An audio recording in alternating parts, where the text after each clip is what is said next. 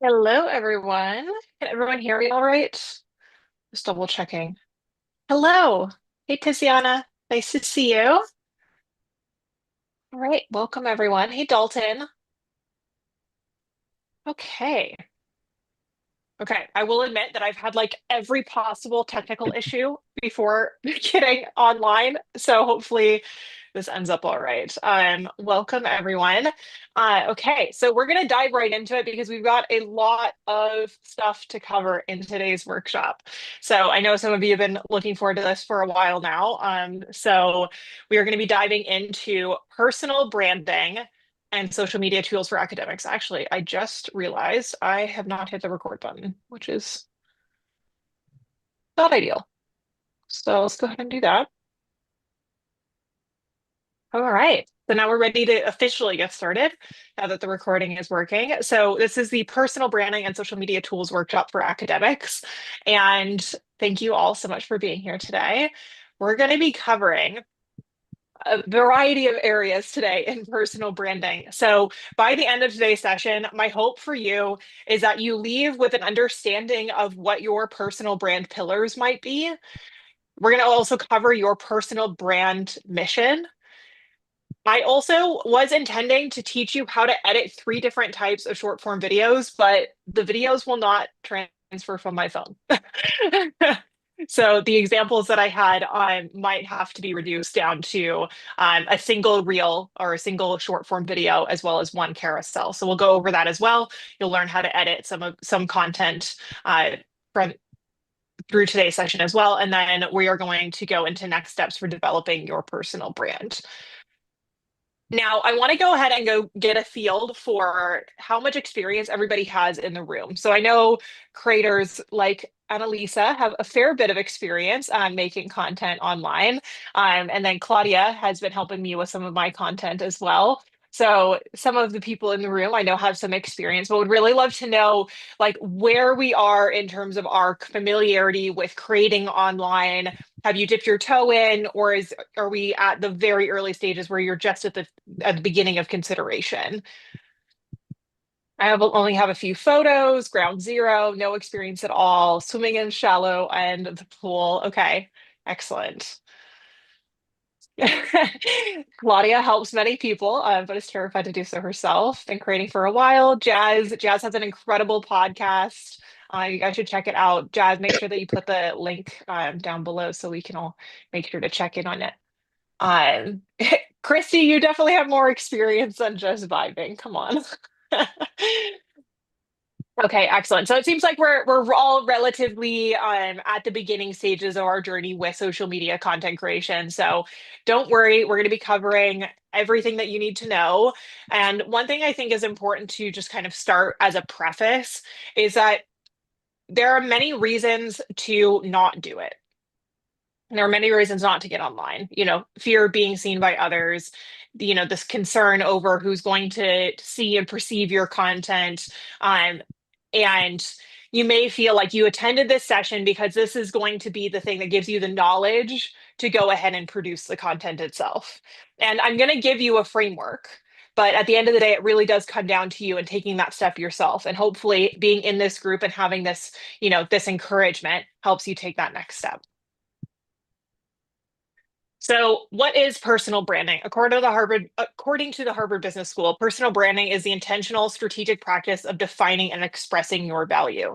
Now, that is very kind of Harvard Business School jargon for having a presence that is very uniquely you online that people are able to define.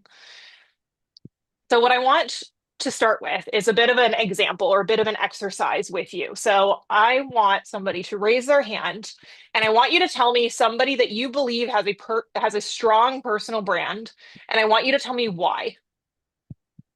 What is it about them that makes them memorable, other than me and Kate? Kristen, go for it. Can you hear me? Yeah, Okay, cool. So this is like totally not in the academic space at all, but I have that's okay. followed Markiplier for over 10 years. That man is so consistent, it's crazy. What's the name? Like Can you put it in the chat? Markiplier, yeah, I'll put it in the chat. He's a gaming YouTuber mostly, but he does a lot of other stuff. Okay. So what we're going to do is I'm Yeah, actually going to go check out his content. So first and foremost, he has a very strong personal brand given that he's already like has a profile that is made up on Google. So then when we go to his channel, what I want to see is like I don't know this person. Am I able to see based on his content what I'm going to get out of it?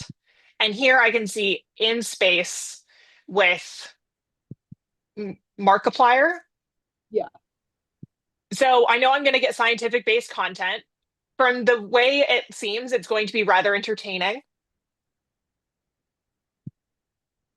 And I can start to kind of guess like who his audience is. Like it's people that are looking to have a good laugh, but are also looking for, some degree of educational content. I feel like for context, it should be noted that In Space with Markiplier is like it's a choose your own adventure entertainment purely thing. So Okay. it's not really scientific. It's all Okay. entertainment. Okay. Cool. Well, I think based on his thumbnails and whatnot, you can tell that there's quite a lot of personality in his content, and this is meant to be entertaining. So let's look at Carson. So Carson is a friend of mine. Oh, what did I do? She. Oh, that's what I did. That's not what I was trying to do. So Carson makes content on YouTube, Instagram, and TikTok, but primarily TikTok and YouTube. So I would say that what's really unique about her brand is quite right off the bat that she's very bookish. Right off the bat she studies the early modern period, and her setting never changes. Like it's always her kind of in this area of her apartment where you can see the bookshelves in the background. So she's not somebody who's a vlogger. She wouldn't be somebody that I would go to and say like, oh, she's like, I'm going to get a good laugh from her content. This is content that I would say is like highly intellectualized. So there is that brand presence right off the bat. And same thing goes for all of the others that you've mentioned, like Ruby Granger. Let's look at her videos. So Ruby, it's very like studenty content, bookish content. It really centers around the experiences of students. And she just makes really kind of like soothing content. Like again, I'm not going to go to her for entertainment to have a good laugh and to have like really bombastic content. I'm going to go to her for something that's like soothing and bookish and is studious in some way. So those are things that we kind of get off the initial visuals of these brands. Does anybody want to raise their hand and also like discuss an example of somebody that they follow and why it is that you think that their brand is really strong? I can go. Yeah, let's go for it. Yeah. So, particularly in terms of branding, I really love Jamila Masiva because she's mainly an international etiquette consultant, which is something that I personally really like with that kind of aligns with what I'm pretty much doing with language and culture more than anything else. I like how that all her videos are very clean. It's very organized and very precise. Mhm. Yeah. Okay, excellent. Anybody else have an example that they would like to share? Dalton, go for it. I think a really big name that's known in the UK and has gained traction around the world is Hannah Fry. I think she's a professor that started off just by like as a normal researcher, Yes, but she's made it fun. And she's like gone outside of just her PhDs in fluid dynamics, but she's gone so many other areas with it while still sticking in the tech work, like techie, I don't know, knowledge sphere. But everything is about like she being in her home with you, like in home with you, and like, hey, let's do this or let's go explore this. But it's all around the same kind of content. excellent. Excellent. Okay. So now we have an idea of how we identify brands and other people. Now, what I want to do is kind of go through an exercise in helping you identify the brand in yourself. So these are the four primary pillars. So first you have what is known as your personal story. So the thing that people remember about your background that kind of draws them in and that they're reminded of. Pillar two is the positioning of their expertise. So what is it you know about their knowledge, something about their credibility that's important to you? Pillar three is their unique perspectives. So what is like their hot take or like something that you know about their perspective that's a bit unique? And then also, what are these like facets of their brand that are a bit niche? So let me give you some examples of this. So in my personal brand, you would say that my personal story is often comes back to being a non-traditional academic who started a career in community college. It's a story that I continuously return back to in content. Pillar two is my area of expertise. It's that I study history. I'm a 17th century legal historian. I think almost anybody that watches my content gets that gist. Pillar three, what is it that I discuss? What's my unique positioning? So I discuss things like accessibility of education. I talk a little bit about AI, but I also talk about like research methods, educational content about how to actually pursue education. And then pillar four, that kind of like random niche bits, you would say like, oh, everybody knows that I love drinking matcha in the morning. It's something that like somebody comments on my, like Lizzie sent me a message the other day when I was having a coffee and she was like, what the hell happened? So the facets of your brand that over time people recognize as you. So for example, if you were going through your Instagram stories and you were looking at all the people that you follow and a picture of a cup of matcha showed up, like who would you immediately think of? I mean, I'm hoping it would be me, but I'm sure that there's other people that also drink matcha in your sphere. But why is this important? So having a strong personal brand offers a variety of things, not just virality, not just following, not just monetized opportunities in terms of brand deals. It also plays into your professional opportunities. So one example that I love to give is that because I'm on YouTube, I got asked to go and speak at the National Endowment for the Humanities as a humanities communicator, not because of my PhD, not because I'm a historian, but because I am active online talking about issues in humanities communication.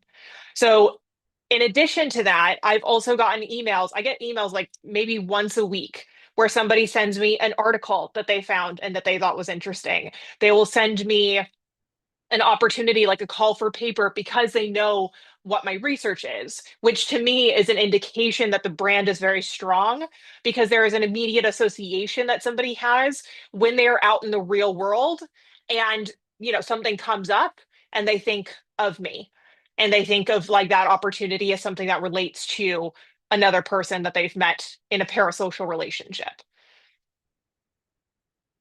The third pillar is unique perspectives. Okay, in addition to that, community and connection. Literally, the reason you are all here today is because in 2019, I decided to, by the grace of God, pick up a camera with my really awful brick eyebrows. The eyebrows were really bad, guys. If you go back to the first video, I promise it's quite embarrassing. I filled those in. I filled them in thick. You are all here because I made the decision to pick up that camera. And because Kate decided to pick up that camera. And because we have created this and fostered this brand and this community online. In addition to that, you also get to disseminate and increase the reach of your work. For example, the average article that is produced by an academic is likely going to be cited about 100 times in their career, their entire career. And, it may only be read by a couple hundred people. And that's sometimes a bit generous. Their books, when they go off to publication at university presses, only typically get sold off to university libraries and, sometimes some regional libraries as well. But the reach of their actual work, unless they are online, is very limited to the academy itself. Whereas if you have greater reach by having a public audience, not only do they actually have access to the publication and an interest in purchasing the publication or accessing your publications, but they also are invested in the process of you developing that research itself. So the reach of your work increases greatly. For example, like I said, somebody's work will likely only get about a couple hundred hits, maybe a couple thousand if they're lucky in their academic career on a single article. Whereas a single video on YouTube, Instagram, TikTok has the potential to reach hundreds of thousands of people. Furthermore, I think it's really important that we as academics, us as critical thinking individuals who are engaged in research, are online and are there to combat misinformation. There is a lot of opinions online. There is a lot of authoritative voices spreading information that is not factually correct, that is not peer reviewed, that is not critically analyzed or considered. And every single one of us that is in this room has a perspective that is backed by your research. And that information is not just valuable in the academy, it is valuable online because it actively counteracts misinformation that is being spread by people that are positing an opinion rather than actually bringing critical thinking skills to the fore. And so I think it's like this is my kind of like activist like mission statement for you all. I want you to get online. I want to give you the tools to teach you how to get online and to give you that sense of confidence because I want your perspectives online. I want to see that there is more, critically back, peer-reviewed research, like actual critical primary source research-based information going out on social media. Hell yes, make critical thinking hot again. Hannah, I'm making a sticker. I love that. Hannah, we need to trademark that. That's fantastic. That's going to be the quote of the day. Okay, so now what I want you to do is actually go ahead and go through this exercise for one of your favorite academic creators. Now, this doesn't have to be a study tuber. It could be somebody that is a public intellectual, it could be a professor, somebody who's doing science communication, whatever creator you think of when this comes to mind. I want you to go ahead and just run this exercise. And then I'm going to go ahead and ask whoever finishes and feels comfortable if they use the raise hand feature, because I would love for you to share.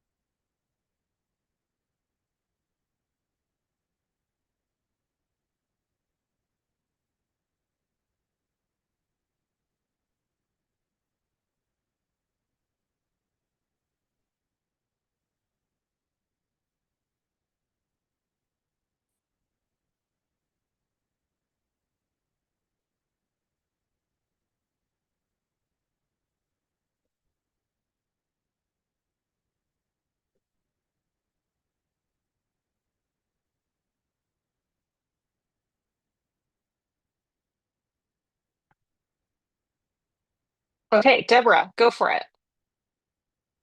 Hi, can you hear me? Yes. Okay, so the one that I'm gonna talk about is a Brazilian content creator. She's is in Portuguese. Okay. But she is a chemistry major and now she's doing her master's and she creates content doing scientific communication. And I found it really interesting because she came from a really poor family And she was the first one to go to university, to start to do a master's and everything else. So that's her personal storytelling.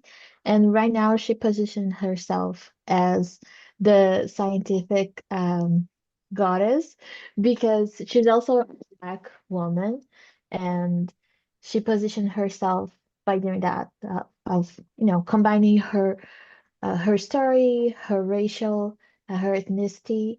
So it's really like for me also as a biracial person, for me it's also really important to see that because by knowing her, I could see that I could also have a similar spotlight like her. And her unique perspective is that even though she's on chemistry, she expands her scientific communication for other aspects like history, sociology, and she brings a lot of Black people to talk about what they do and how they research and everything. And her niche interest is also with arts. So she combined those things, but also giving a very, academic, a very scientific way to talk about things.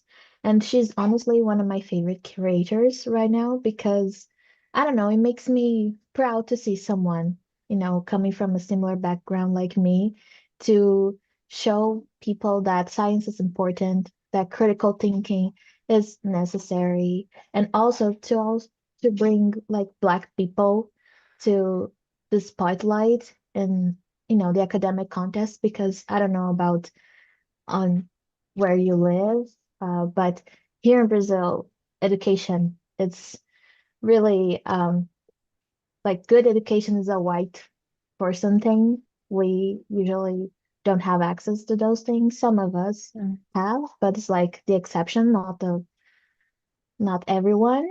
And yeah, she's very, for me, when you start to talk about, she was the first one that came to my mind. Excellent. And I'm really, really, she, it, right now, I think she started to make content in English as well, but I'm not sure. It's not everything, Okay. but yeah. Thank you so much for sharing. Deborah, would you mind just sharing her channel in the chat as well, please? Yes, I'll put the link. Thank you. All right, Flora. I can't hear you. I don't know if maybe the audio is not connected. You probably can hear me now. I can hear you now, yes. Great. I'm a little bit sick, but let's try this. I really like, she's only on Instagram, but you probably know her. It's Eleonora Svomberg. I don't know if that's the right pronunciation. She's a PhD student at Oxford in the mathematics department. Hmm. It's completely different, but I love to follow her. Like I'm in the law sector, but the way that she Yeah. communicates her research is so inspiring. And I love how she explored the fact that she's Swedish Iranian. Hmm. She explored a little bit of her family background and like the fact that she's a woman studying mathematics as well. And because she is also Swedish, she also explores, for example, the Nobel Prize, and she shows a little bit of the backgrounds, which is completely, I think one of the unique perspectives that she brings is showing a little bit what is behind of the curtains of the Nobel Prize that we hear a lot about, but we don't actually know what happens there. I don't know. I just really like her content. Yeah. It's very pretty, but she also shares the fact that she's a PhD student, what she's doing. So yeah. Excellent. Yes, I love her content as well. Jazz. Okay, so for this exercise, um I basically wrote about Marika Amelia. She's a German med student.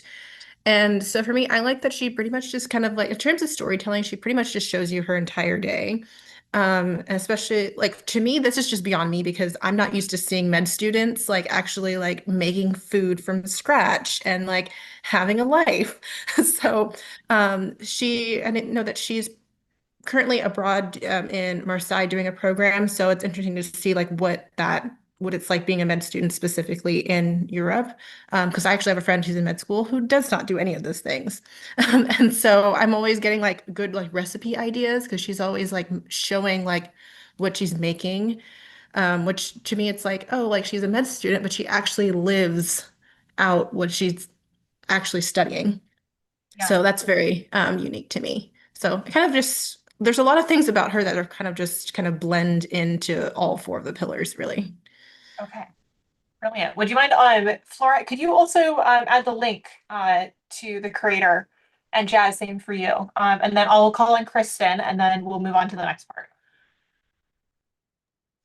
Okay, so the channel that I was looking at is one that I've been hyper fixated on for a while, and they're not currently students. They're an ex-geography teacher and a comedian, but it's Jay and Mark is the channel name, and they have several series together. One is called Map Men, which is the main one that I focused on while thinking about this, where they just talk about like things that you don't think about of why maps are the way they are, like why there are random islands that appear on maps and then disappear over time, why the counties in England are the way they are because they're from the UK, why, if you look at a map of London, why there are no bridges east of Tower Bridge. And it's just very interesting content that like I've never even thought of before. Like I lived in London, I never thought about why there are no bridges east of Tower Bridge. And it's very comedic in its way that it's written because it's a geography teacher and a comedian working together. So the videos are very entertaining, very funny. They're also short and just information packed, which is great for me when I just like want to have something funny and vaguely interesting in the background of things that I kind of know about, but not really. And then, yeah, I already talked about their unique perspectives are like a comedian and a geography teacher that are just doing these videos together. And they talk a lot about details of history and maps. And aside from map men, they even talk about um, like circumnavigating the globe and how that was really difficult because of the way that clocks worked back in the day and stuff like that. So I think that that's a very interesting channel, and I really like their branding. And they just put out a book about maps, so I thought that was cool too. My partner and I actually watch their videos while we eat dinner. Great, I love them. Yeah, their They're one of my videos are fantastic. What I find interesting about like the highly educational creators, such as MapMen, is that they don't have like we don't often then go try to follow them on Instagram. Whereas if it's like a bit more of a lifestyle brand, we tend like Eleonora, for example, then we know a little bit more about her personal life. And we then want to follow her on all of these different channels because of that kind of development of the parasocial relationship. Whereas when it's just purely educational content, there's a bit more of that kind of separation. And depending on the type of brand you're trying to develop, either of those can work one way or the other, depending on what it is that you want out of your brand. So now I want us to think about what our personal brands would look like. You know, what is that kind of personal story that has steered the direction of your research or your educational path or your interests? What kind of unique perspective, or sorry, what positioning? So, what kind of credibility do you possess? What unique perspectives, like what do you care about that relate to your research, but also beyond it? And then also some like kind of niche facets. Like for example, I'll add another niche facet that's not just matcha. For example, people recognize my dog in my content, and people will like comment about Moo, or the fact that I read a lot of I read a lot of historical fiction novels, or people, for example, know that I read a lot of Rebecca Kwong, and so when Rebecca Kwong is like releasing a book, people will send me a message about that. And so I want you to think about like what are those kind of like niche things that your friends, for example, think of you when they come across it. I want you to think about those things. And I'll go ahead and just give you a few minutes to kind of work through that.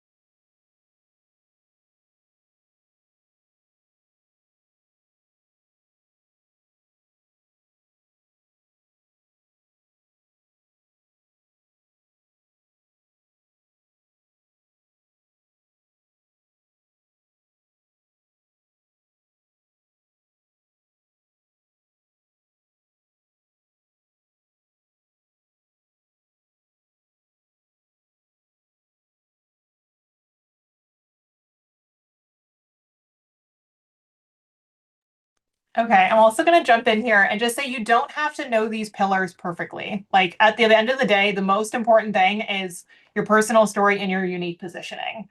Like pillar 3 and 4 are that additional step, and you might not know what that is until you actually start creating content. For example, when I started making content, it was purely about being a transfer student and going to graduate school at Oxford. Whereas now the content that I produce like is about living in London. It's about, juggling an identity between being a historian and an entrepreneur. There's so many different facets that aren't directly applied from the experience that I had as a community college transfer student, the way it was at the beginning of creating content. And so I would recommend at the very beginning, like we simplify it a little bit. The only thing that I want you to kind of think of when you're creating content, especially if you're planning on doing more lifestyle content, are those unique interests or like unique like flashpoints that people can kind of connect to. It's less important if you plan to just be a purely educational creator, because at the end of the day, as an educational creator, the only two things that really matter are pillars 1 and 2. Whereas if you are a lifestyle creator, these other facets are going to play more role.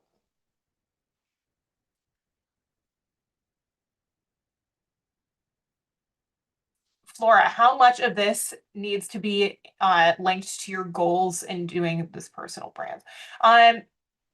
We'll talk a little bit about goals when we get to the Q&A, because there's a couple of different approaches that I want us to think of. But ultimately, we will get to that. Okay, so now I want to talk about the stages of recognition. So there's 4 stages, as I put it. So there's the interpersonal, the professional, organic, and then widespread. So let me walk you through that. So first is like that word of mouth interpersonal recognition. So when somebody is having a conversation where you are not present, what is something that somebody might say that leads that person to recommend you or to mention you? So a couple of questions that you can start asking is if something related to my work was mentioned, would someone recommend me? Like, would somebody put me in touch with that person? This is like the very kind of early stages of networking, for example. This is when, for example, somebody comes to you with a job opportunity and you're like, well, actually, that's not the right job for me, but I know somebody else who is a really good fit for this. It's that kind of interaction. So they know enough about you to know that they should mention you. So for example, if we talked about creators that work in like that do early modern literature, you would likely mention Ruby. You might mention Carson. You might mention Kate, depending on, who it is that you follow. And furthermore, beyond your research, how do people remember you and your interaction? So, like, after somebody has a conversation with you, what is it they walk away remembering? And I'm going to tell you, it's very, very rarely your research. Like your work matters, but the way that you deliver it and the way that you connect it to a personal story, that's what people remember.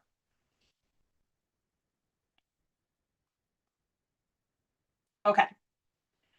Then there is professional recognition. And this is when somebody takes the step of like, okay, your work has been recommended. So for example, your page is like your content is shown up on somebody's page.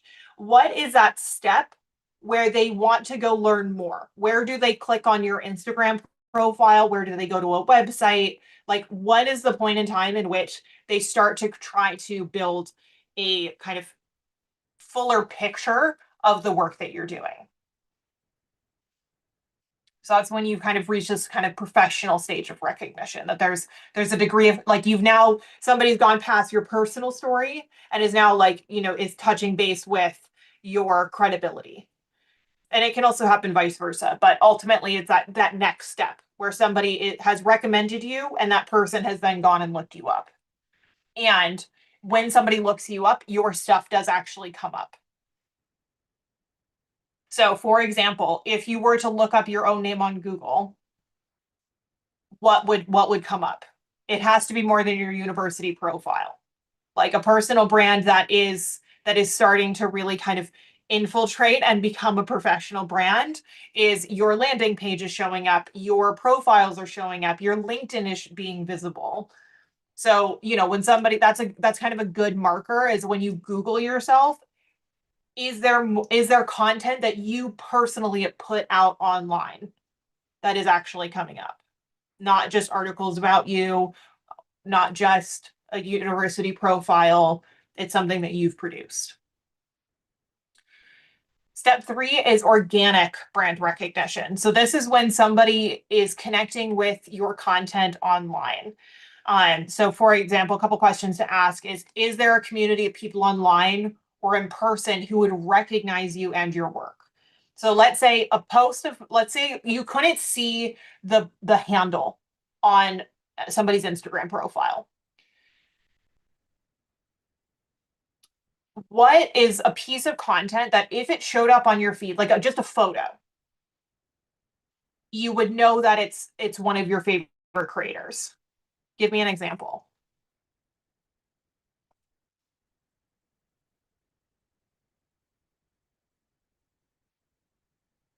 So what is it about, like the type of imagery, the type of content, the type of hook, maybe? If you did not see the person's handle, would you know it was them, and how? I can say that from the continuity of using certain fonts, Yes. specifically Accepted Society does this really well, that like I don't really have to see anything else. I know that the stylized image in the font is an Accepted Society product. Perfect. Exactly.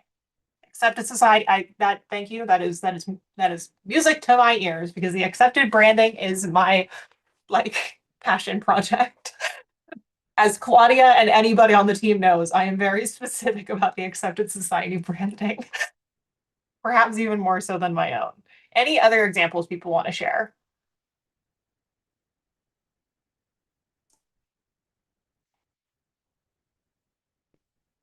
A book in the countryside in England with a filter, it's Ruby. Absolutely. That's a great example.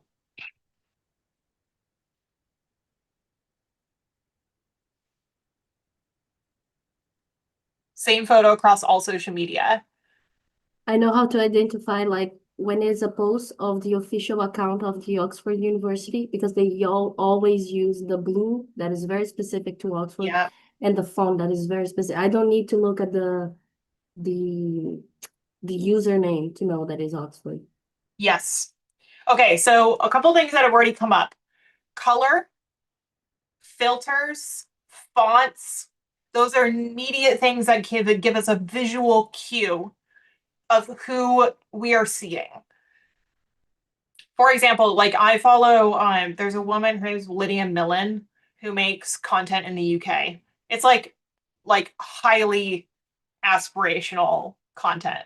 But because of the film style, because of the actual like cinematic quality of her content, she doesn't even have to be in the post.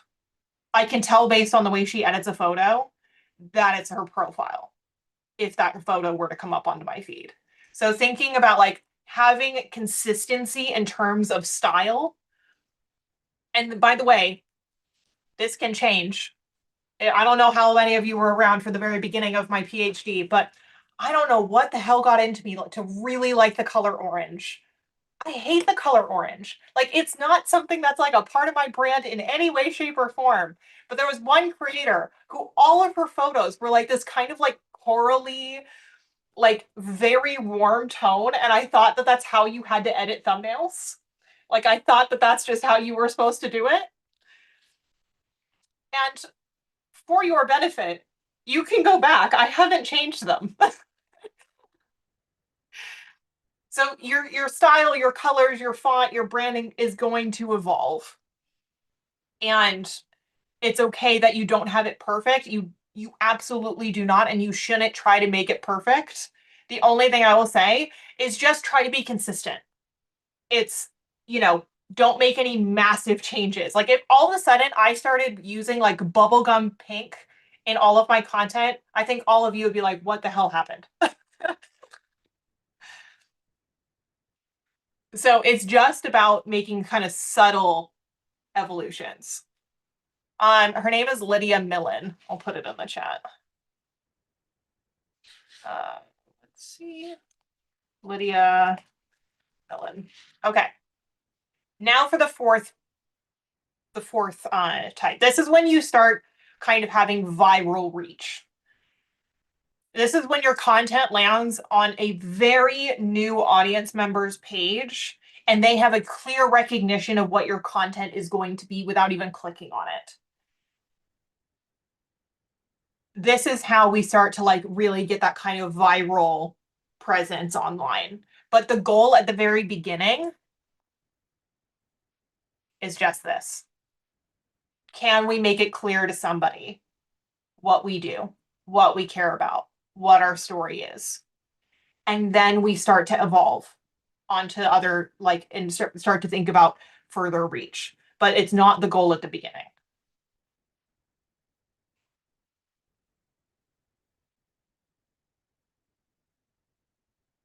Okay. Now we're going to talk about mission statements.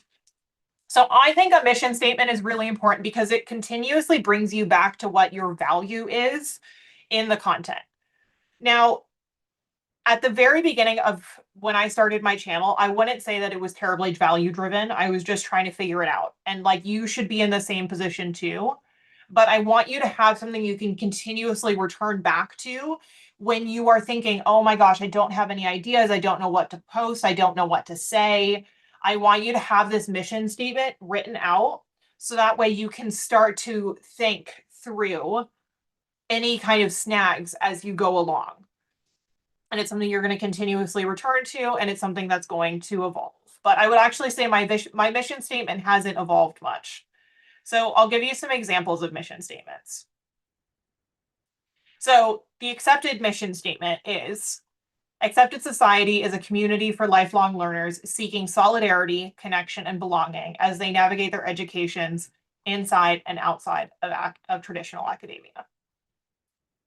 And so when we are thinking about content, when we're thinking about, you know, products, when we're thinking about a launch, when we're thinking about different programming, the thing that Kate, myself, the team, we continuously come back to is this mission.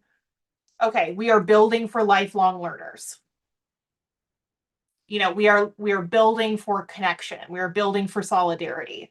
And so when somebody, for example, comes across the content and is looking for a professional networking space where they can get their journal article reviewed, they're going to notice like this isn't the space. But somebody who is seeking that sense of belonging and is looking for community, this will connect with them in terms of how it is then portrayed in our content. And so when we think about what it is that we're going to produce, any decision that is made, we return back to this and say, okay, but does it align with, does it continuously fulfill the mission of accepted? In the same way that when you develop your own personal mission statement, you're going to continuously return back to it as, does my content, does my plan, does the work that I'm sharing align with that goal? Now, one thing I will say is that I'm currently in a process of like trying to remind myself of this mission. And so actually going through this exercise, I was writing this out and I said, I create educational, relatable, and aspirational content all about my life as a historian in training, entrepreneur, and London-based gal, hoping to inspire others to pursue their passions for education, history, and independent research. It's a mouthful.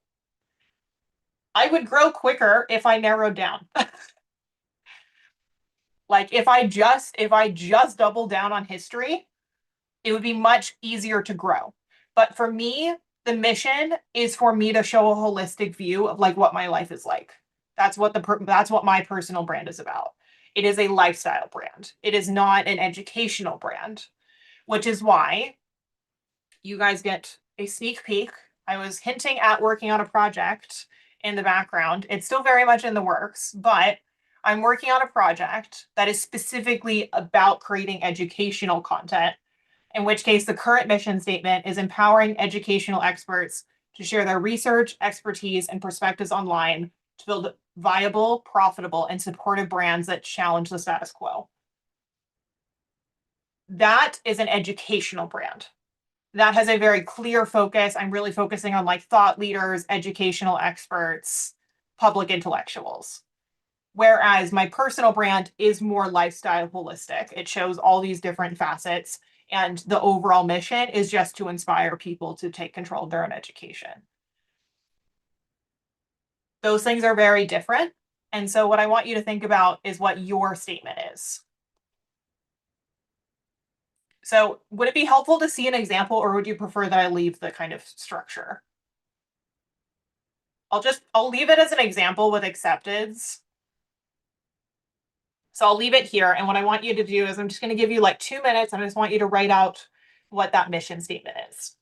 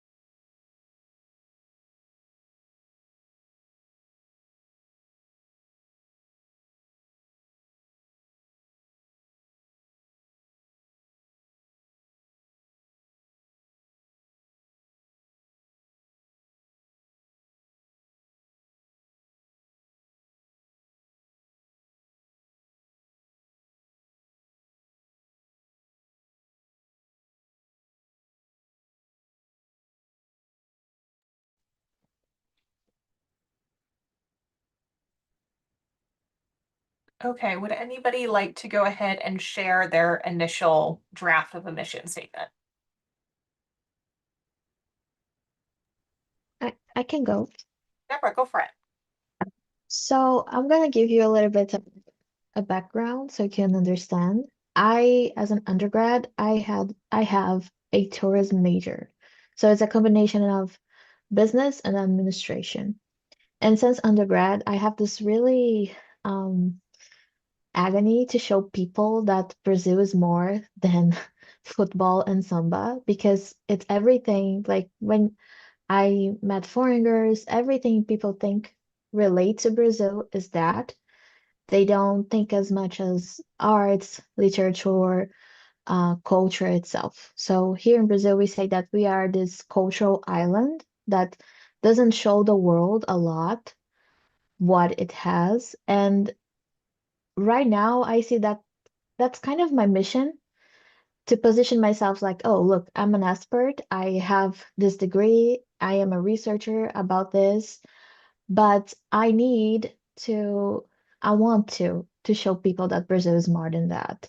So I've tried to do before, but I guess I was just too lost. So right now my mission is that I really want to create content talking about literature, art, music, science, tech, everything that we produce here in Brazil to demystify this idea that Brazil is just, oh, a place with where the Amazon is, where is Rio, and people dance, people are happy, but it's not it.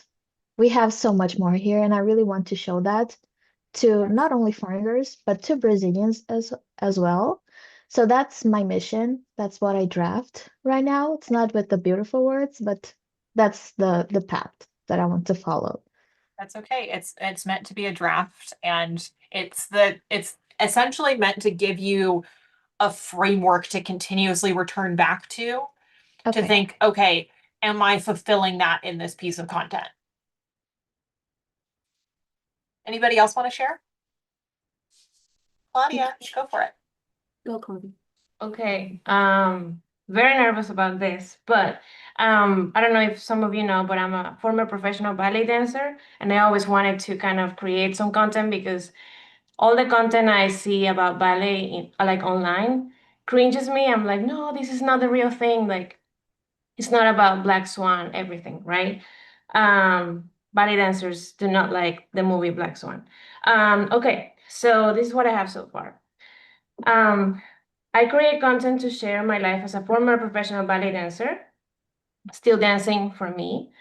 Um, turn historian in training to inspire accessibility to the theater, value the performing arts, educate them of their history, demystify ballet, and hopefully for them to have it a go themselves, like adult ballet classes and stuff like that, so they can know more about the art form. That's And fantastic. yeah. Thank you, Claudia. Girl, I need you to make that content. I know. Flora? I would love to follow this kind of content, so please, Megan. So I create something here that is, I want to create content about my life as a legal tech scholar, showing how to become a research, the importance of social sciences and research the impact the world, and inspire people to follow this path. However, I come from a background that I'm also in civil society, in the digital sphere, and I don't know exactly how to make this thing like come together. Because I follow people that only do civil society content, like working at the UN, working at a NGO, and I see people doing educational things, but I want to do both, like my research is the kind of research that I want to impact public policy, but I don't know how to do that. So yeah. So I would say like it's very similar to my brand actually, because what you're trying to do is like create educational resources and aspirational content about life working in civil service. So yeah, I would say, kind of encapsulating that. Laura. Okay, so I wrote this kind of this is something I already do, even though I haven't already done it. So what I have is I create accessible interdisciplinary learning that bridges constitutional law, philosophy, and intellectual history to help students and lifelong learners think critically about how ideas shape law and culture, especially those coming from first generation and non-traditional paths. Hell yeah. Cool. So like these mission statements, they again like they're that kind of returning framework that we come back to when we're thinking about, okay, what kind of content do I put out? Or for example, I'll have an idea and I'm like, okay, well, but does that serve the mission? And there's different facets to the ways that you can explore it. And the other thing about when you're creating content and you're beginning to get online is that if you can at least remember who you're trying to speak to and what the intent is, then it helps, at least it helps me. And it also, as somebody who has worked with tens of clients in developing their brands, focusing on the purpose rather than it like landing is what we focus on at the very early stages. So what we want to focus on is creating that content that we can always say, okay, did it fulfill the mission? Yes. Okay, cool. Goes online. That way we're less focused on, is it reaching the right people right away? Because the only question that you're meant to ask is, okay, am I connecting back? Okay, so now we're going to move on to the next stage. So there's different types of engagement on social media. And the intent that I have for this particular section is that I want to acknowledge that when you look at creators right now, you're comparing your ground zero to their level like 50. Okay. In my time, I've posted 900 posts on Instagram. I have over 500 videos on YouTube. That's a lot of practice. And so what I want you to do is actually stop like this, like not just stop watching like the content that they're producing right now, but I want you to like go back. Scroll all the way back to the first piece of content that your favorite creators produced that they've left online. I think most creators are pretty good about leaving that stuff online. You can watch my first vlog at UCLA, again, with the terrible eyebrows. Enjoy. I don't know how to make eye contact with the camera, and it's very uncomfortable. But it's important to like go back and look at those pieces of content and just realize like, oh my God, they were awkward, they were embarrassed, it's not cohesive, it's not well edited, it's not that kind of perfect piece of content that you in your head are thinking you need to be producing. So, thinking about your influences, and I want you to think about your engagement on social media and developing your social media strategy in parts. So first, you just need to be a good community member. Okay. One of the things that I say to creators when they first get started, they will say, for example, I'm not seeing the views. I'm only getting like 10 likes or whatever. They're focusing on the stats. And I ask them, are you being a good community member? Are you going to your favorite creators and commenting on their posts? Are you sharing their posts? Are you adding something insightful? In order for you to, in my opinion, whether you want to think about it in like kind of karmic standards, like I think you need to give to get, in the same way that like the same kind of motto and ethos that we have at Accepted. In order for you to get the most out of the experience, you yourself also need to be a good consumer. You need to be a good community member. And so what that looks like is going to your favorite creators and commenting on their posts. It's adding something insightful. It's not just, oh, I like this. Because, for example, I see the same usernames on almost every post, and I recognize them. And as you start to recognize them, then you start to develop more of a relationship with them, and then you start to build community online. Okay, and that's what we want from the very beginning. Is like Katie was one of the first people to subscribe to my YouTube channel when I had like 30 subscribers. Okay, I knew nobody. But she commented on every video, and then she sent me an email, and I recognized her name, and we jumped on Skype, and she became my first client who I helped apply to transfer. Creating an environment in which you are a good community member and you are creating a space. Yes, Skype, this is before Zoom. You create a place and like a kind of energy and an ethos where people also want to engage with you. Secondly, is being a good teacher. So it's not just about like dumping information at somebody. If you were to stand in front of a room and let's say you were teaching a group of high school students and you were to immediately dive into the meat of your research, do you think any of them would pay attention? Maybe a few, hopefully. But I'm willing to bet that if you started with some storytelling, if you brought in some like personal anecdotes, if you shared a bit of the process, that you would get more of their attention. And so what I want you to think about is how can I be a good teacher? How can I like pedagogically provide somebody with something that they walk away from this video with an insight, with a different perspective, with, a tool that they're going to use. And so, for example, like you have these educational videos. And yes, these are designed for you to walk away with a lesson. But what I also want you to think about is that any piece of content that you produce has the ability, it doesn't have to, but it has the ability to teach. Doesn't have to. I mean, shoot, I posted like an outfit video today. I don't think anybody learned anything from that. But, I also post other videos about the day to day, how it is that I organize time, how it is that I like, and then creating vlogs where I'm talking about the research. But you'll notice when I'm talking about the research, I'm always talking about it in terms that I'm hoping somebody is going to be able to understand who has never seen my videos before. Next is being a generous communicator. So this is going that next step. And then I want you to share authentically how it is that you learned this thing yourself. And this is also showing the process. This is taking somebody along with you. Now, again, this is not your stage 1, okay? This is not your ground 0. This is like level 3, okay?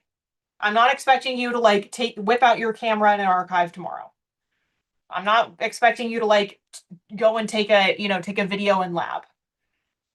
This is stage 3. This is when you become a good communicator by taking people along the process alongside you and showing authentically how it is that you are learning in real time. And then lastly, it's being an engaged collaborator. So this is actually creating content with the intention of connecting with other creators themselves and creating, other opportunities and networks that, can turn into things like a business. Okay, I'm going to go ahead and move on to content ideas. So I want you to go beyond the research. So I want you to think about like, what's something that somebody asked you for advice about recently?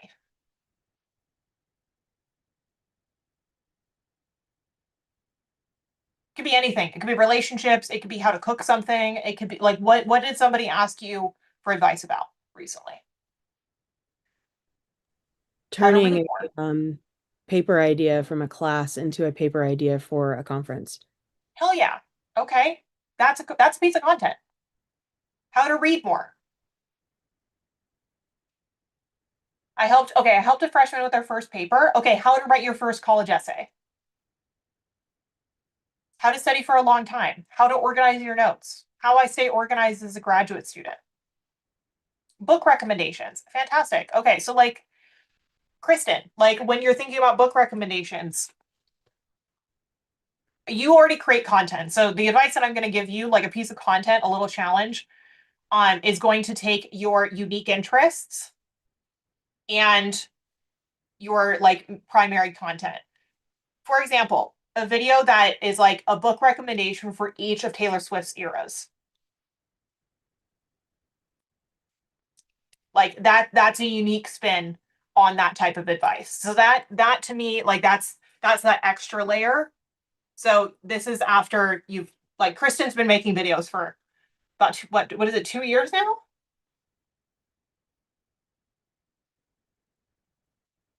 I can't remember how long it is. I think, did we lose her? I saw Kristen and then she disappeared. Okay, so I want you to think about like, when somebody asks for advice, think about how that comes into content.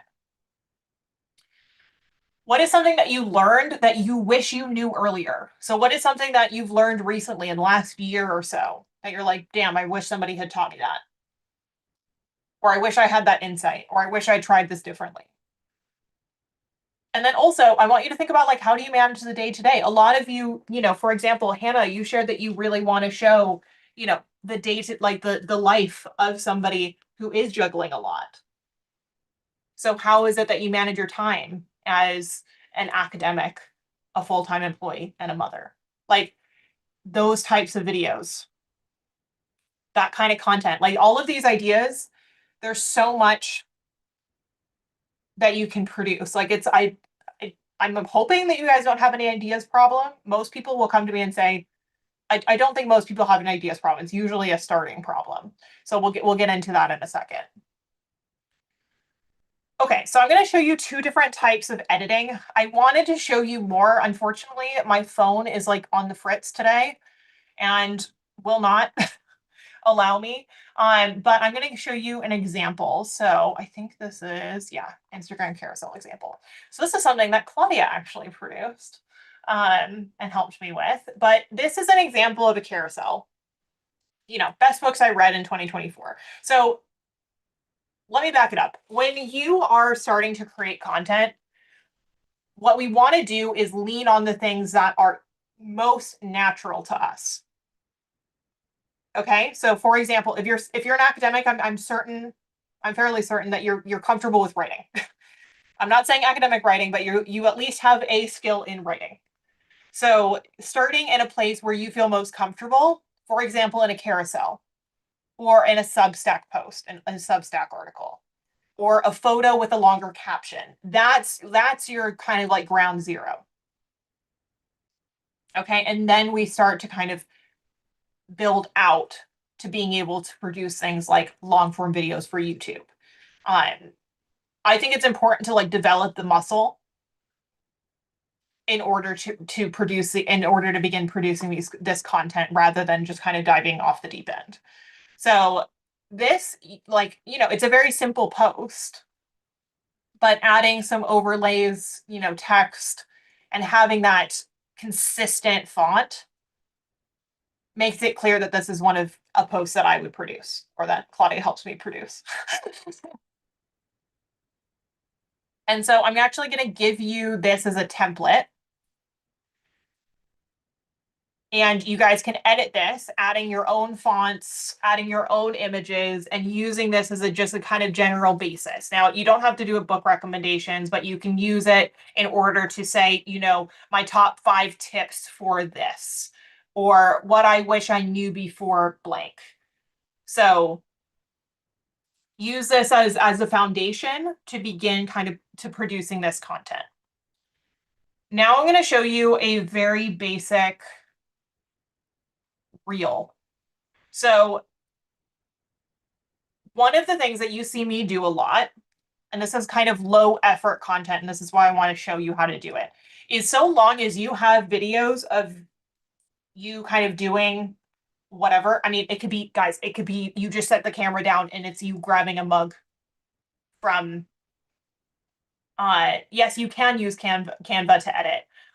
So let me just kind of scroll back because I think this might be helpful. So when you're on Canva, you can do anything. So you can do like Instagram reel, and then you can go to templates, and they'll have all of these different templates that you can use. My personal recommendation is just to get kind of a blank one, because I think that a lot of these designs are overused when I see them on socials, but it is a good place to start. And ultimately what you just need is like the actual dimensions. So if you look up Instagram Reel here, then it pulls up the dimensions for you to produce a video. Now I have a couple of videos uploaded that I'll share. So for example, I'm just going to drag this one of me like studying in the library. Now, the thing about Instagram is that you want to get a video about under 7 seconds, because somebody typically watches for about 3. But if, for example, you were to, let's see, if we were to trim this down, appreciate it if this was a bit, that's not, hold on. Yes, so Canva is a really great place to start. This is what I recommend for all of my clients that are just in the early stages. So this, I'm just going to shrink down because at the beginning, I'm like reaching for the camera and such. So I'm going to get this down to like 7, just under 7 seconds. And then I'm going to go ahead and I'm going to add some text, and it's going to say POV studying for my PhD exams. And then I'm going to go ahead and change the color, and you can also add effects. So you can animate it. So for example, it has like a typewriting effect like this. Now, I don't think this is very fast. I have the pro version, so you can't edit the animation if you don't have the pro version in terms of the timing, but I want this personally to be a bit faster. So I would go ahead and do that. And then I want it to be slow on exit.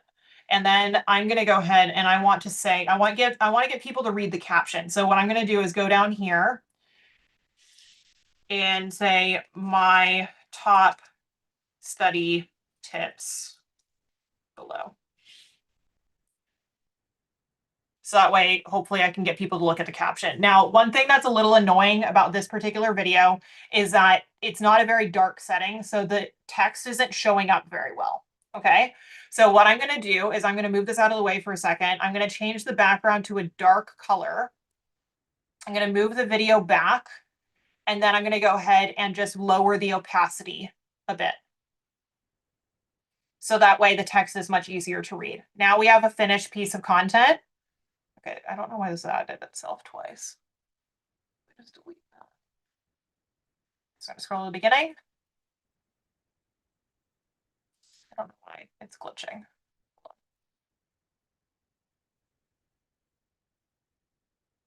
Okay, so now we have a simple video, and then I would go ahead and download that as an MP4, and then you would upload it to YouTube.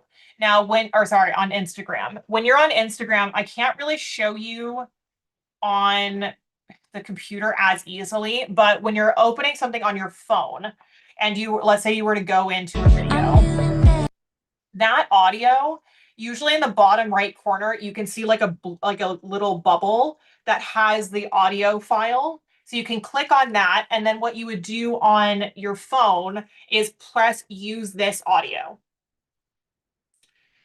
So you click on use this audio, and then you would go ahead and upload the video that you just created on Canva. You can use Canva on your phone, by the way. You don't have to just use it on the computer. I find it easier on the computer sometimes, but that's what I would recommend. And then let's go back to personal branding. There is a million different types of videos I could teach you to edit, but that is for all of you that are at ground zero. Carousel and those short, like under 7-second videos, that's the only thing I want you to worry about until you've posted like 20 pieces of content. And I know that sounds like a lot, but the reason I say 20, or the reason I give people like a number, is because I want to take your focus off the quality of the content and get you to focus on just getting the content out. So that way you develop the muscle. We can develop the skill, and we can create more complex pieces of content as we develop the muscle. But it's like trying to pick up like a massive barbell right off the bat when you've never gone to the gym before. Okay? Like you're looking at everybody in the gym, everybody's like lifting crazy weights, and you at the moment, you just need to step on the treadmill. Okay, you just need to do a couple of reps on the treadmill, and then we can start to progress. But I want it to feel so simple and so easy. The bar is so low that it's really easy for you to get into this rhythm of creating those pieces of content. So then we can start to move on to those other stages, because as somebody who works in the creator economy, who reads a lot of and consumes a lot of content about content strategy, none of that applies if you haven't developed the muscle to create the content, to get in front of a camera, to get those B-roll clips, and to get those, and to feel confident enough to put those pieces of content online. Now, there are a million different ways that you can monetize, and I think what I'll probably do is do a separate workshop on monetization, or if any of you have like questions about monetization, I'm happy to go into it, but it's not something I want you to worry about off the bat. I want us to focus on the goal being, creating the content off the bat, those simple carousels, those simple B-roll clips, and then we can start to get a little bit more complex. But I just want to give you a nice and easy and achievable runway, so that way you can get started. So let's go ahead and switch over to Q&A, and I'm going to go ahead and stop sharing my screen. I will share these slides afterward, as well as the link with Accepted Society members that are watching this afterward. So, okay, I think I have about 13 minutes for questions. Joanne, go for it. So I don't know what this means, but I wrote this while you were talking. I said, mission statement, I create visibility, safety, and pathways for people who've been told they don't belong. So they cannot just survive, but succeed in spaces that weren't built for them. That's beautiful. And I'm not sure how to turn that into content, but some ideas I had were like when we do the Pride Prom, or when I'm helping a client, like I help somebody who is a recovering addict get into college, Yeah. or when somebody I encourage does something that they've never done before. Yeah. So one way that I would recommend doing that is like get a little B-roll clip. It can be of you studying, it can be of you talking to somebody, whatever kind of B-roll clip you feel comfortable producing, and doing those kind of short 7-second clips with an audio, and then using the caption to tell the story. That storytelling, like, face to camera storytelling will come. I would say that's like, kind of the next step, next, like a step or two beyond where we're at right now. But for right now, I would just say like those short clips, and then using carousels to talk a little bit about your work. To talk a little bit, like share the story as to how it is that you got into this work. Share a story of, obviously you can keep keeping people anonymous if that's if it, you know, depending on what it is that you're sharing, but talking about an experience that you had, um, where it is that you did help somebody feel like they belonged. And so you can Well, use the carousel to do that. well, people have done it for me. I'm a first generation student, Yeah. Mexican American. So I think that's why I have such a passion, not just for one target demographic, but for us, for Yeah. people who have been told they don't belong. So share that content. Deborah. So I have two questions. Yes. The first one is like how to get more comfortable with the camera, because for me, that's something that I struggle a lot, mainly because of my background experience. Like when I was a kid, I was bullied a lot related to appearance, and I have this kind of trauma that I'm trying to overcome about my appearance. And I really want to create. I know that I know a lot and I want to share those things, but I don't necessarily feel that comfortable with the camera because of that.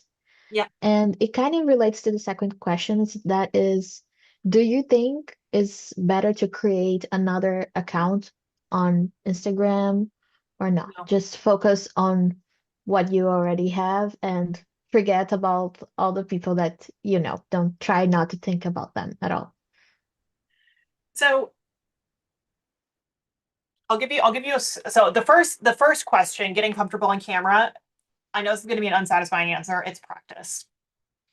It's getting in front of the camera as often as you can. I really, I promise you, go back and watch my first video, watch Kate's first video, watch anybody that you watch on YouTube or on TikTok. Go back Mhm. to the first video they ever posted. I'm willing to bet money it'll make you feel better. Okay.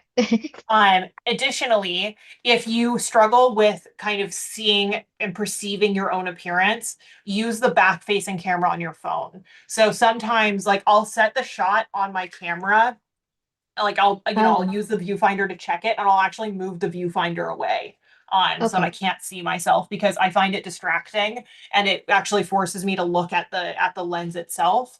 So if you have trouble like with perceiving your appearance, um hmm then I recommend not using the front facing camera and not using the viewfinder. Like, obviously set the Okay. shot and make sure that you're in frame, but then just look at the lens. For the Okay. second question, I'm gonna be harsh, and I mean this with all the love in the world. Okay. Setting up a separate account is just you trying to like delay being seen. And what I Mm. want us all to do is like to really step into that credibility and into that creation, like into being that creator. And that's why I hmm gave you the mission statement. and why I wanted you to complete the mission statement, because I want you to remember anytime you feel judged, anytime you get in front of the camera and you were overthinking how other people are going to perceive it, I want you to remember the good that you were trying to do for the world, Okay. the good that you were trying to do for your audience. Okay. I use you can go all the way back on my Instagram, and that used to be my actual like professional athletics page. And so all of the people in the horse world followed me on that account. And it was so uncomfortable when I went off to school and I was going to go to the masters at Oxford, and I started posting like, me practicing photography and like trying to, really get into it with being a creator. And I think just like stepping into that identity as like, I am a creator was the thing that made the biggest difference in my confidence posting stuff online. And so what I want you to remember is like, one, if people judge it, return to the mission statement. At the end of the day, what you're trying to do is good. What you're trying to do, like, you're not trying to cause harm. Like, somebody who's going to leave a negative comment or who perceives it negatively, they don't get it. Okay. Thank you so much. Kristen?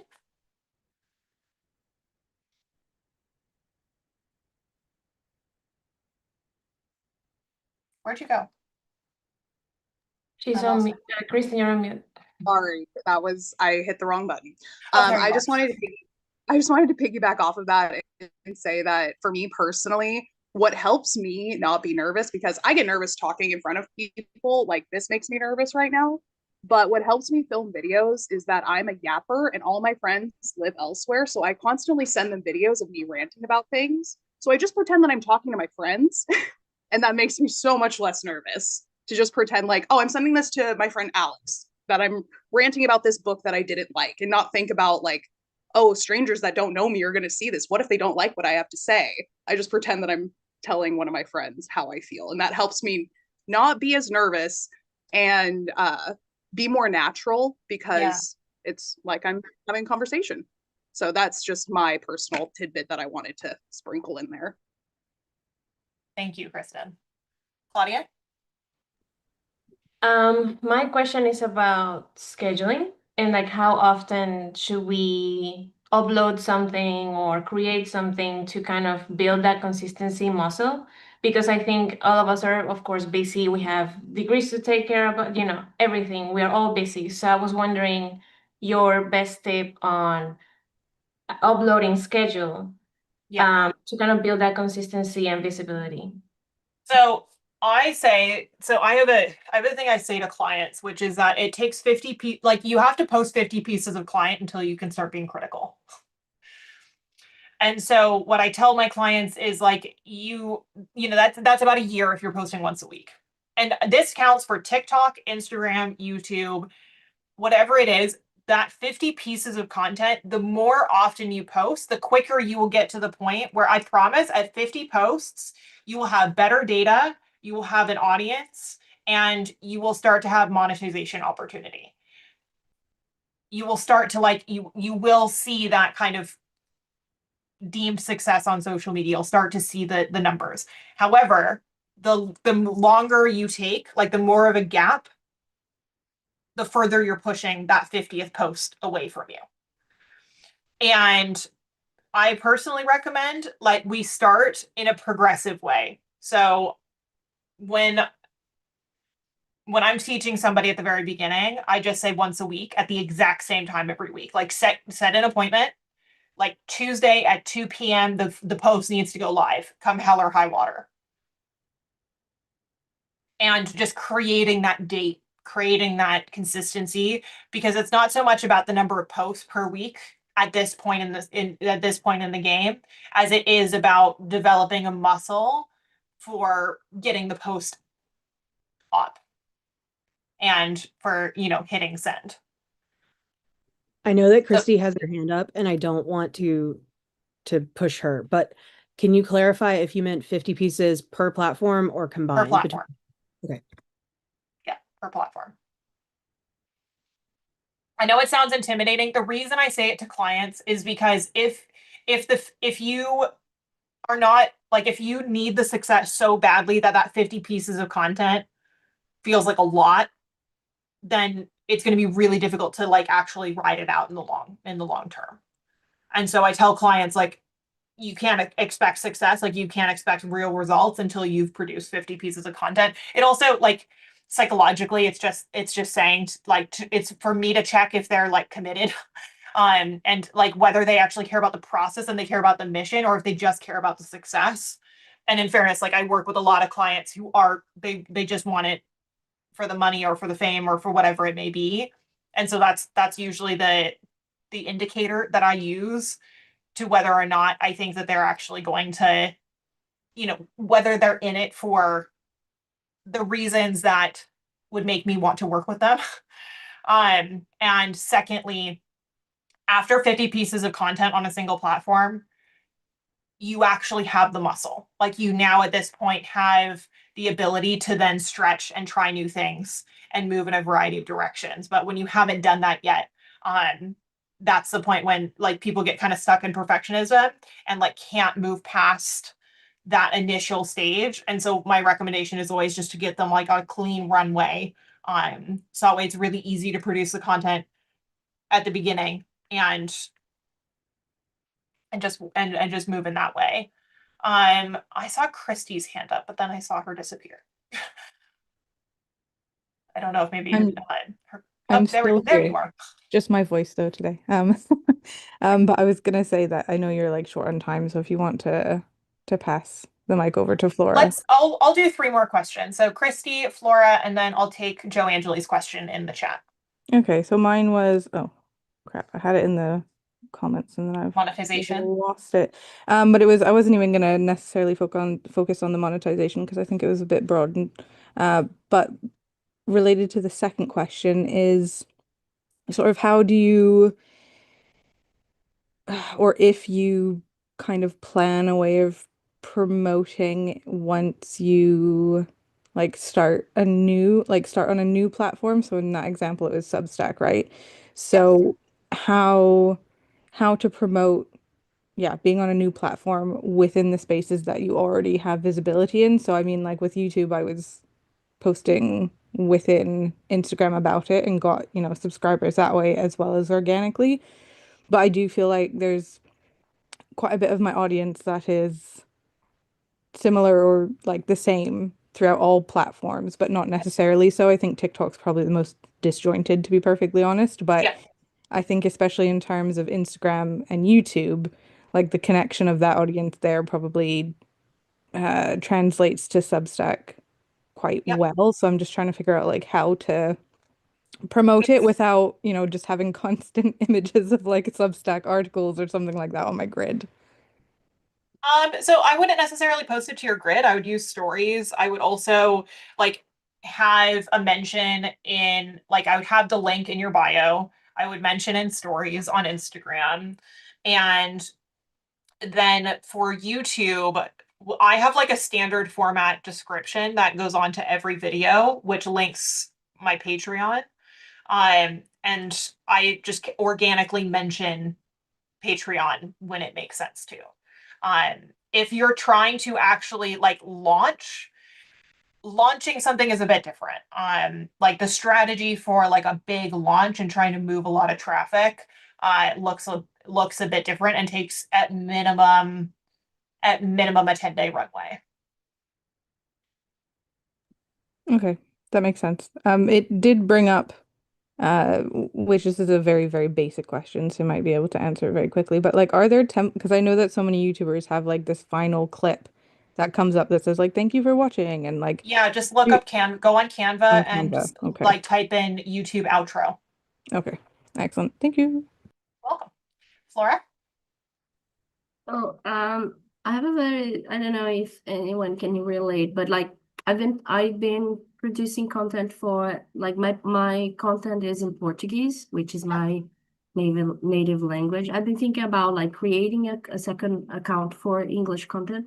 Anyway, I already posted over 140 content pieces, and I'm stuck, like Okay. I cannot see. I saw because I just got to Oxford and people are interested in Oxford content as always. But I saw a little bit of growth from that, but still not this kind of connection, you know, like I feel that I have this muscle already, like I'm thinking Yeah. about content here and like already I push my phone and I produce, but I don't know with what is lacking. But like, what is the next step after you reach that point of 50 contents and stuff like that? Okay, what's the ultimate goal for you? Like, what's the mission statement? My mission statement is to inspire people to engage in research, basically. Okay. Then I would say like that's when we go further into educational content. If you're feeling stuck, that's when we return back to the high value content. Uh, like that's the point that I'm at. I posted for about 2 years where it was just like vlogs and like videos here and there, but it wasn't strategy focused. When you hit that point where you're like, okay, I have the muscle, I posted regularly, but I'm not growing or I'm not seeing the results that I want, that's when we focus back to value driven content and a creating a signature series format. So that's when we're really talking about growth strategy. And if you want, like, I'm happy to talk to you about it more. If you want to send me your Instagram on, or like send me your profiles on whatchamacallit, um, on Circle. What the hell? Why can I not? That was weird. But you can send it to me over on Circle and we can chat more. Okay. And Joangeli.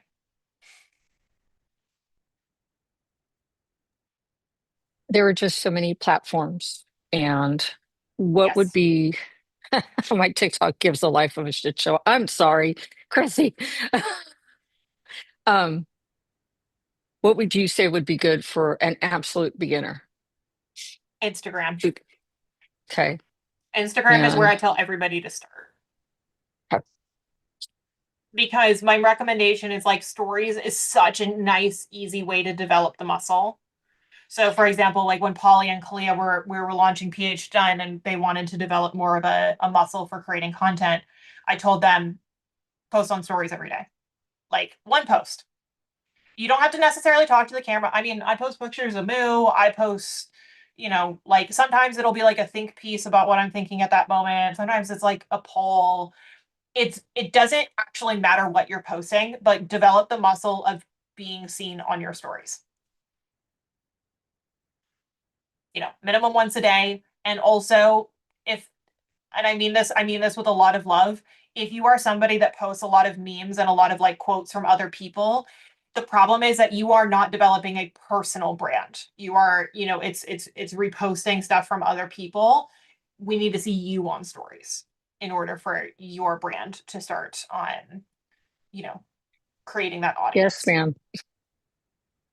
I mean this with all the love in the world. It's because I've been, you know, No, I mean, but you're like when right. I see content and it resonates, I still post the quotes and stuff. But now that it has the repost feature, if it resonates, my recommendation is use the repost feature. The stories, that's where we really build audience and where we really build trust. And so if it's just reposting other people's content, then they actually don't feel very connected to you. Got it. Thank you. Okay. Now, I have a small community of creators that like it's very small. And if you are interested, there is a form that I'll put in the chat. This is only accessible to accepted society members because it's an invite only. Um, I'm currently restructuring it. This is the only low ticket thing that I do in the branding space. So when I do branding coaching, my calls like cost $400 for like an hour. And for coaching, it costs like over 1,000 to work with me as a one-to-one client. However, if you are interested in joining a small space where we have, a couple meetings a month, we talk about content, and it is really focused on community. It is the lowest ticket thing that I do. Then you can fill out the form and I'll send more information over to you this week. Yeah, Christy's part of it. Okay. that is the last thing I wanted to share. If you guys have any further questions, please always feel free to reach out to me on DMs. If there's something else you would like to see in terms of a workshop, please let me know. I would probably do it through my personal brand. Just that way we could, like, if we're focusing on strategy, it would just sit better over there. However, I hope that this was helpful. And if you have any further questions, inquiries, just shoot me a DM on Circle, and I'll send you a cheeky little voice note. Okay. Thank you all so much for being here. I look forward to seeing you all later this week, and I will chat with you all soon.